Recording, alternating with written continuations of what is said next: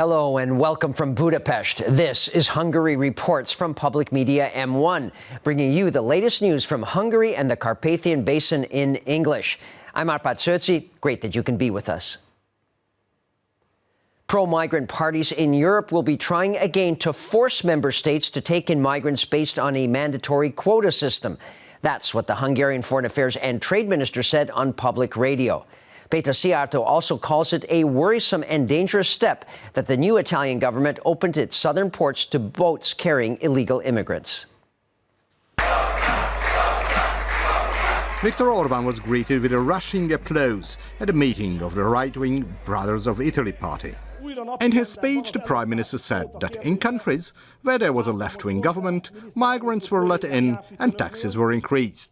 The Italian Foreign Minister called the Hungarian Prime Minister's words unnecessary interference. Luigi Di Maio stated he would not let anyone criticize or attack Italy. According to the legal expert of the Hungarian think tank group called Századvég, the Italian Prime Minister is afraid that the anti-migration sentiment represented by the V4 countries would also spread in Italy to an even greater degree.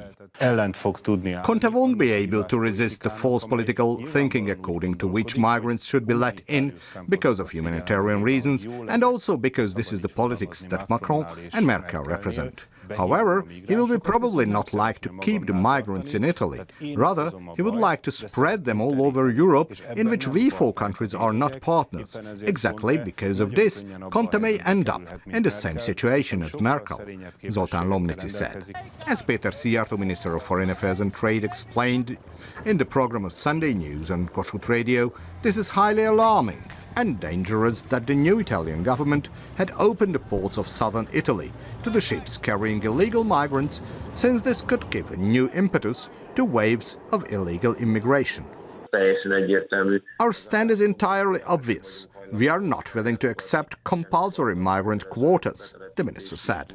Péter Szijjártó reminded that there was no legal basis for trying to force new migrant quotas either on Hungary or on other EU member states. Hungary is one of the chosen countries to present its plan to battle climate change at the UN Climate Action Summit on Monday, the last day of the conference. And that is a huge recognition, Hungarian President János Áder told state television. He left on Sunday for the States, saying that this opportunity shows that Hungary is considered an ally in the fight against climate change. He also said in an earlier interview that the EU managed to reduce the same amount of carbon dioxide emissions in 1 year as China produces in just over 1 day. He also said that Hungary was given the right to deliver its speech as it is one of those countries, according to UN criteria, that will present concrete plans for CO2 reductions. The UN Secretary-General, Mr. Guterres, pointed out that member states should not prepare with ceremonial speeches or flowery expressions. Rather, concrete action plans and commitments should be placed on the table which show greater ambition than the previous commitments in Paris. It's an acknowledgement for Hungary that the Secretary-General and the experts of the United Nations asked our country to make a speech. Hungary is regarded as a country which is an ally in the fight against climate change. European Mobility Week ended on Sunday with many European cities demonstrating environmental responsibility by banning cars and taking other measures to cut down on air pollution. Sunday still saw lots of action, for example, in Békéscsaba in the south of Hungary. Furthermore, the National Railway line also helped out by offering a deal that would be hard to refuse. But most important was teaching the rules of the road to the little ones. Parents and their small children were asked to cycle together in Békéscsaba on the last day of European Mobility Week, which is supposed to be car-free. Children were being taught the rules of road with an aid of games. Slalom slopes were set up and also extra presents were prepared. Most of the younger participants, though, were most interested in cycling. And for parents, they didn't just see a fun program at the event.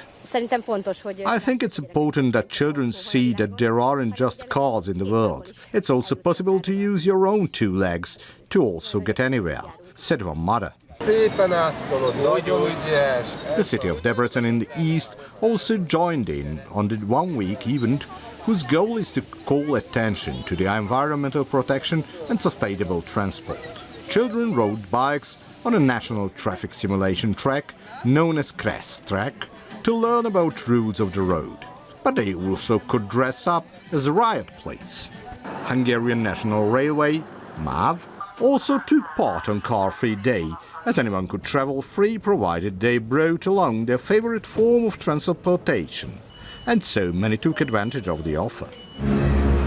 The central event, as every year, took place again on Andrássy Avenue.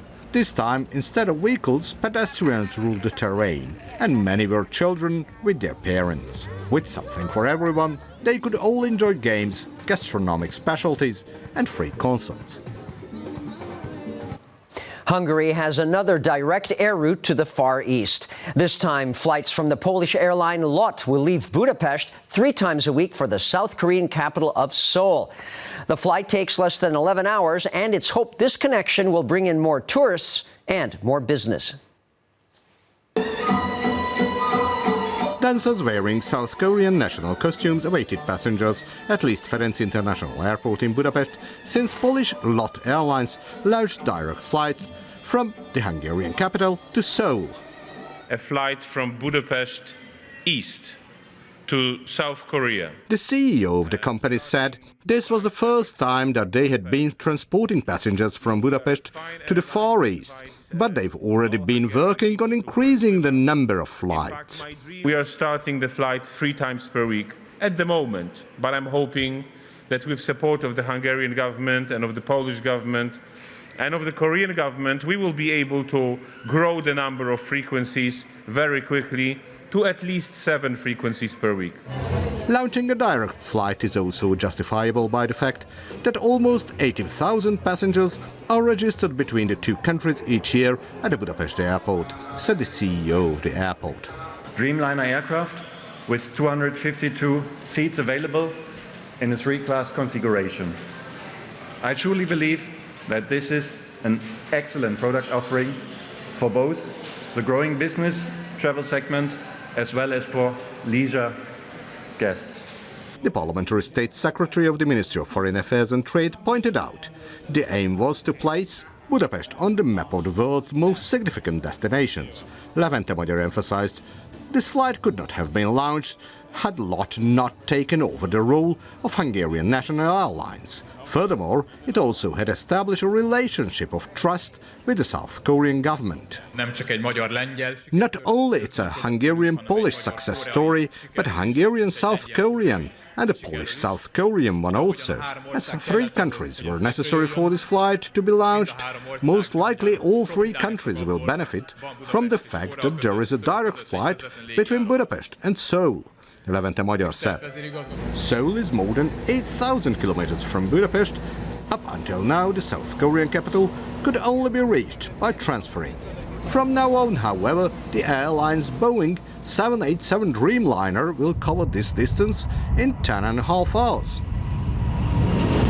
This is not the only direct flight that carries passengers to the Far East from Budapest. Since June, a flight operated by Air China has been traveling between the Hungarian capital and Shanghai 3 times weekly. According to analysts, the new flights may also contribute to the growth of tourism in Hungary.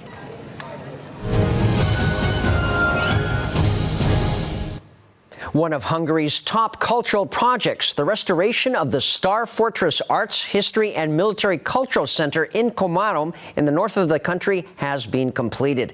During the time of Austria-Hungary, it was one of Central Europe's largest military complexes. After World War II, however, it was used as a depot for vegetables. This museum rebirth will include a collection of 300 plaster casts that had been stored in various locations. The Turkish Cultural Festival in Budapest is being held at the tomb of Ottoman Empire dervish poet Gül Baba in the Hungarian capital. Back in the 16th century, he was a companion to Sultan Süleyman the Magnificent. The Ottomans ruled over much of Eastern and Central Europe, including Hungary at the time. Gül Baba also died in Budapest in 1541. His tomb was totally restored 3 years ago. Visitors can now be entertained with handicraft programs, concerts, and book readings.